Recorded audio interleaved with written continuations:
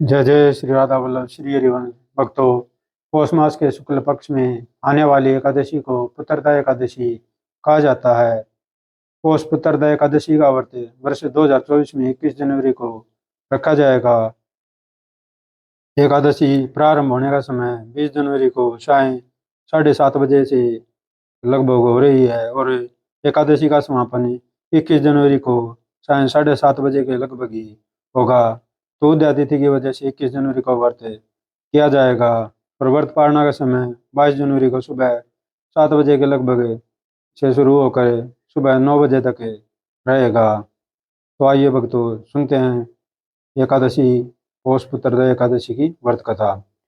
एक बार धर्मराज युधिष्ठिर कहने लगे कि हे भगवान, आपने पौष कृष्ण एकादशी अर्थात सप्ला एकादशी का माहात्म्य बताकर बड़ी कृपा की है। अब आप कृपा करके मुझे पौष मास के शुक्ल पक्ष की एकादशी के विषय में भी बतलाइए।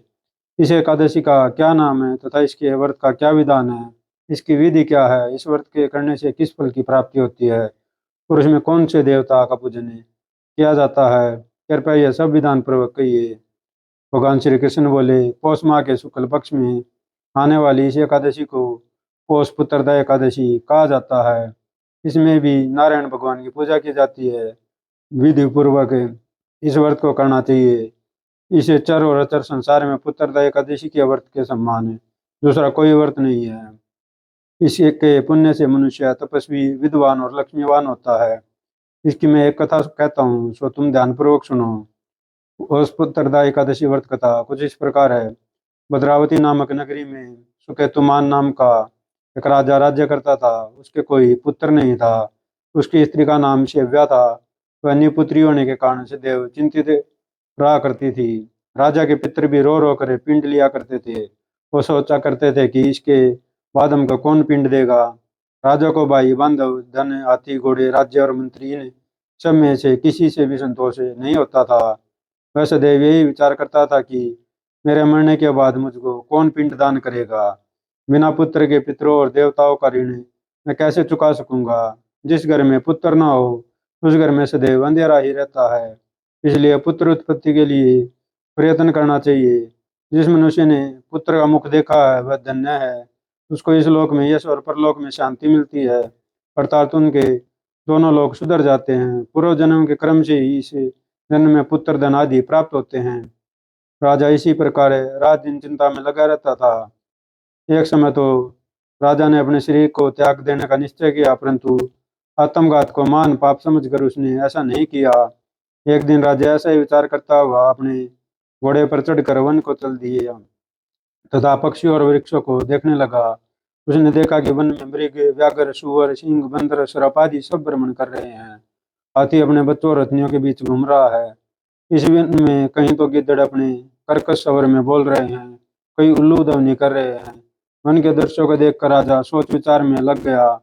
इसी प्रकार आधा दिन बीत गया। तो सोचने लगा कि मैंने कई यज्ञ किए, ब्राह्मणों को स्वादिष्ट भोजन से तृप्त किया, फिर भी मुझको दुख प्राप्त हुआ क्यों। राजा प्यास के मारे अत्यंत दुखी हो गया और पानी की तलाश में इधर उधर फिरने लगा। थोड़ी दूरी पर राजा ने एक सरोवर देखा। उस सरोवर में कमल खिले थे तथा सारस हंस, मगरमच्छ आदि विहार कर रहे थे। उस सरोवर के चारों तरफ मुनियों के आश्रम बने हुए थे। उसी समय राजा के दाहिने अंग फड़कने लगे।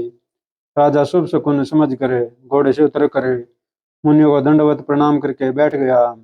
राजा को देखकर मुनियों ने कहा, हे राजन, हम तुमसे अत्यंत प्रसन्न हैं, तुम्हारी क्या इच्छा है तो कहो। राजा ने पूछा, महाराज आप कौन हैं और किस लिए यहाँ आए हैं, कृपया करके बताइए।